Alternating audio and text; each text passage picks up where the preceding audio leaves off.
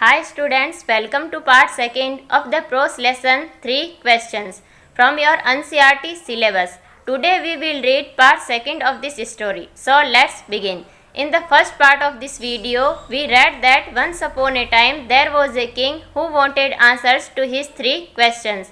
The best time to do something, the best thing to do, and which people should he listen to. A lot of people tried to give him answers to these questions, but he was not satisfied with these answers.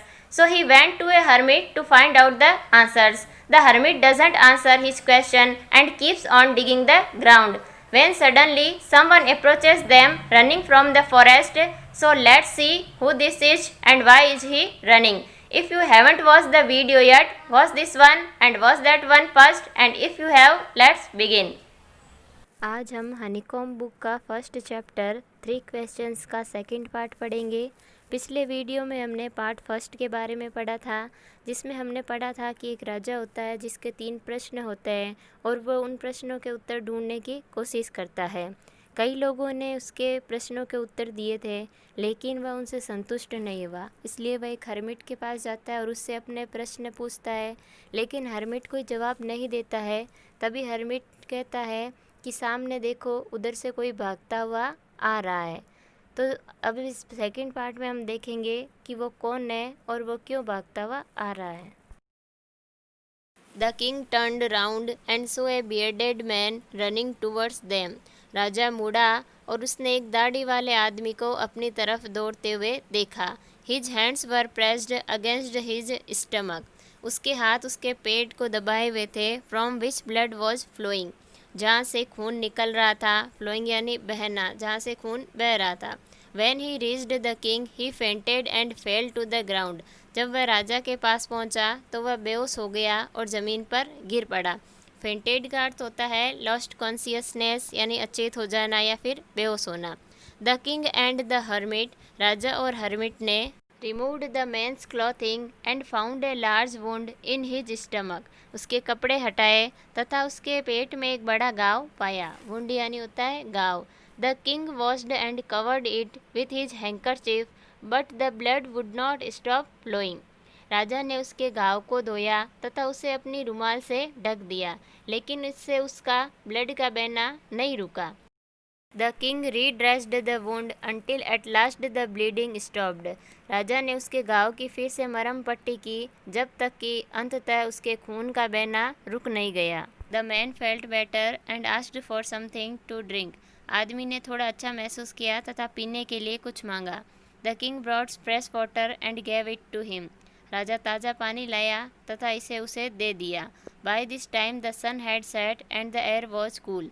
अब तक सूर्य डूब चुका था तथा हवा ठंडी हो चुकी थी। The king with the hermit's help carried the wounded man into the hut and laid him on the bed.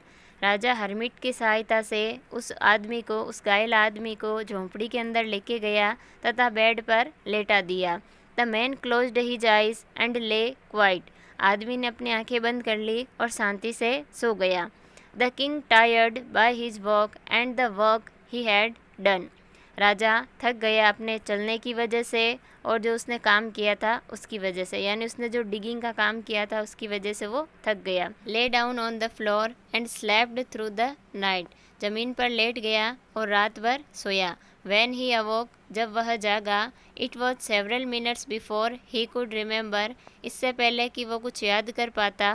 Where he was और who the strange bearded man lying on the bed was, वो कहाँ था और वो दाढ़ी वाला विचित्र आदमी जो कि बेड पर लेटा हुआ था वो कौन था। राजा इससे पहले कि कुछ जान पाता, कुछ मिनट पहले ही forgive me said the bearded man in a weak voice, मुझे माफ़ कर दीजिए, उस दाढ़ी वाले आदमी ने एक कमज़ोर आवाज़ में कहा। When he saw that the king was awake, जब उसने देखा कि राजा जागे हुए हैं। I don't know you and have nothing to forgive you for, said the king. राजा ने कहा, मैं तुम्हें नहीं जानता और ऐसा कुछ भी नहीं है जिसके लिए मैं तुम्हें माफ़ करूं। यानी राजा ने कहा कि ऐसा तुमने क्या किया है जिसके लिए मैं माफ़ करूं। You don't know me but I know you, आप मुझे नहीं जानते लेकिन मैं आपको जानता हूँ। I am that enemy of yours who swore revenge on you, मैं आपका वही दुश्मन हूँ जिसने आपसे बदला लेने की कसम खाई है। रिवेंज का अर्थ होता है बदला लेना। Because you put my brother to death and seized my property, क्योंकि आपने मेरे भाई को मार दिया तथा मेरी प्रॉपर्टी को ज़बरदस्ती मुझसे छीन लिया। सीज्ड का अर्थ होता है टेक फोर्सफुली, किसी भी चीज़ को ज़बरदस्ती अपने कब्जे में ले लेना। I knew you had gone alone to see that hermit, मुझे पता था कि आप हर्मिट से मिलने अकेले गए हैं। And I made up my mind to kill you on your way home, और मैंने फैसला किया आपको मारने का जब आप वापस घर लौटेंगे तब। But the day passed and you did not return, परंतु जब दिन गुजर गया और आप वापस नहीं लौटे, so I left my hiding place, इसलिए मैंने अपनी छिपने वाली जगह को छोड़ दिया। And I came upon your bodyguard, और आपके बॉडीगार्ड के हत्थे चढ़ गया। Who recognised me and wounded me, जिन्होंने मुझे पहचान लिया और घायल कर दिया। आई escaped फ्रॉम हिम, मैं उनसे बच निकला। But I should have died if you had not dressed my wounds, मैं मर ही गया होता यदि आपने मुझे मेरे घाव पर मरहम पट्टी नहीं की होती। I wished to kill you and you have saved my life, मैंने आपको मारने की इच्छा रखी, यानी मैं आपको मारना चाहता था, परंतु आपने मेरे जीवन को बचा लिया। नाउ इफ़ आई लिव, अब यदि मैं जीवित रहूँगा, I will serve you as your most faithful servant and will order my sons to do the same, मैं तुम्हारे एक सबसे वफादार नौकर की तरह जीऊँगा और अपने बेटों को भी यही करने के लिए कहूँगा। फॉरगिव मी, मुझे माफ़ कर दीजिए। The king was very happy to have made peace with his enemy so easily, राजा बहुत खुश था अपने दुश्मन से दोस्ती करके, वो भी इतनी आसानी से। And to have won him over as a friend, और उसने उसे एक फ्रेंड की तरह भी जीत लिया था। Not only forgive him but said he would send his servants and his own doctor to look after him, उसने न केवल उसे माफ़ किया परंतु यह भी कहा कि वह अपने नौकर और डॉक्टर को उसका ख्याल रखने के लिए भी भेजेगा। And he promised to give back the man his property, और उसने यह भी वादा किया कि वह उस आदमी को उसकी संपत्ति यानी प्रॉपर्टी वापस दे देगा। लिविंग द वुंडेड मैन, उस घायल आदमी को छोड़ते हुए, the king went out of the हट, राजा झोंपड़ी से बाहर निकला। And looked around for the hermit, उसने इधर उधर हर्मिट को देखा। बिफोर गोइंग अवे, जाने से पहले, he wished once more to get answers to his questions, यानी जाने से पहले उसने आशा की अपने सवालों का जवाब लेने की। The hermit was on his knees sowing seeds in the beds that had been dug the day before, hermit अपने घुटनों के बल बीज बो रहा था उन्हीं क्यारियों में जिससे उसने एक दिन पहले बनाई थी। The king went up to the hermit and said, for the last time I beg you to answer my questions wise man, राजा सन्यासी के पास गया और कहा, आखिरी बार मैं आपसे विनती करता हूँ अपने सवालों का जवाब जानने के लिए बुद्धिमान आदमी। You have already been answered, तुम्हें पहले ही उत्तर दिया जा चुका है। Said the hermit still bending down to the ground and looking up at the king as he stood before him, hermit ने कहा झुकते हुए, यानी कि अभी भी वो ज़मीन की ओर झुका हुआ ही था और किंग की ओर देखते हुए जो कि उसके सामने खड़ा था। यानी जो हर्मिट था वह अभी तक झुका हुआ था और जो किंग उसके सामने खड़ा था उसकी तरफ उसने देखते हुए कहा कि तुम्हें पहले ही उत्तर दिया जा चुका है। हैव आई बीन आंसर्ड, कैसे मुझे मेरा आंसर मिल गया। व्हाट डू यू मीन, आपका क्या मतलब है।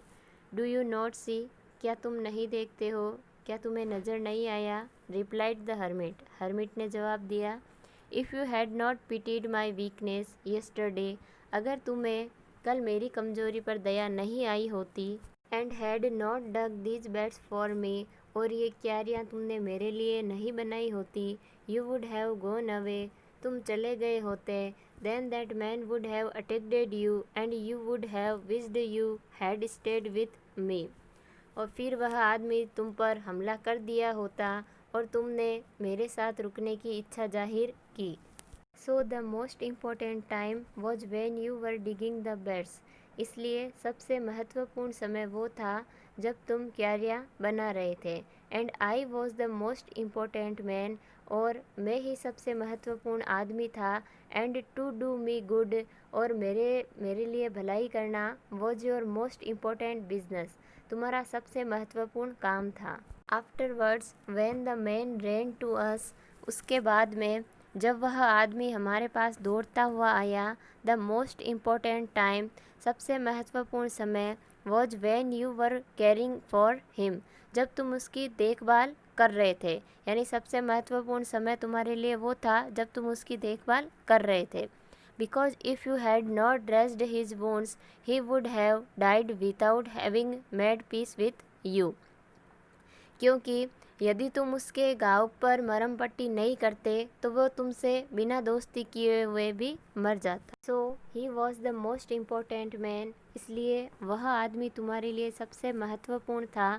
And what you did for him was your most important business, और जो तुमने उसके साथ में किया वो तुम्हारा सबसे महत्वपूर्ण काम था। Remember then there is only one time that is important, and that time is now, याद रखना सिर्फ एक ही समय है जो सबसे ज़्यादा महत्वपूर्ण होता है, वह है नाउ, यानी अब, वर्तमान। It is the most important time because it is the only time we have any power to act, यह सबसे महत्वपूर्ण समय होता है क्योंकि यही समय होता है जब हमारे पास में कुछ करने की शक्ति होती है, क्योंकि न तो हम पास्ट में कुछ कर सकते हैं न ही फ्यूचर में, तो जो कुछ भी हमें करना है वो प्रेजेंट में ही कर सकते हैं। The most necessary person is the person you are with at a particular moment, और सबसे महत्वपूर्ण आदमी वो आदमी है जिसके साथ में आप किसी भी क्षण में उसके साथ होते हैं, यानी कि आप जिस भी समय किसी व्यक्ति के साथ में होते हैं वही आपके लिए सबसे महत्वपूर्ण होता है। For no one knows what will happen in the future, for यहाँ बिकॉज के लिए आया है क्योंकि कोई भी नहीं जानता कि भविष्य में क्या होगा। And whether we will meet anyone else, हमें कोई मिलेगा या नहीं। The most important business is to do that person good, और सबसे महत्वपूर्ण काम है उस आदमी का भला करना जो कि हमारे साथ में है। Because we were sent into this world for that purpose alone, क्योंकि हमें धरती पर इस संसार में भेजा ही इसी मकसद के लिए है, यानी कि हमें दूसरों की मदद करने के लिए ही भेजा गया है। So that's how this chapter ended. So I hope you have learned this chapter, and I hope these answers not only help the king but they are going to help you also in your day-to-day life, because these are important questions which our life revolves around. देखते हैं comprehension check page number 14। Complete the following sentences by adding the appropriate parts of the sentences given in the box. इसका ये मतलब है कि हमें यहाँ पर कुछ इनकम्प्लीट सेंटेंसेस दिए गए हैं जिन्हें हमें कंप्लीट करना है। फर्स्ट सेंटेंस है many vice man answered the Kings questions dash, यानी आगे वाला सेंटेंस हमें करना है। सेकेंड सेंटेंस है someone suggested that there should be a council of wise men. Third sentence है someone else suggested that the king should have a timetable.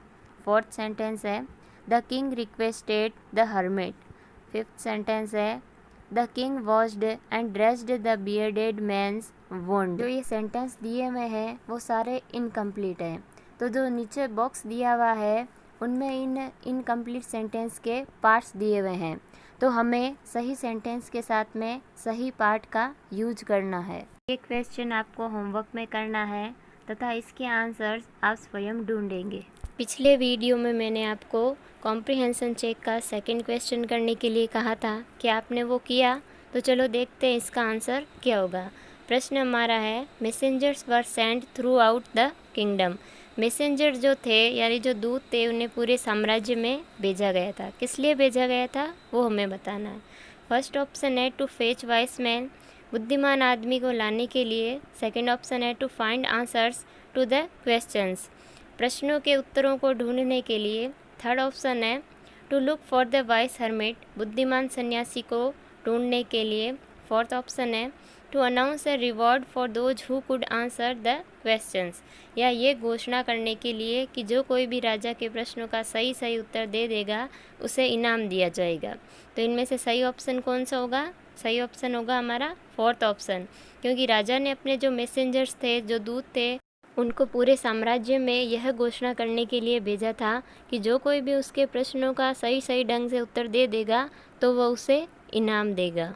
So I hope it's clear to you and we'll be meeting in our next video. Until then, take care.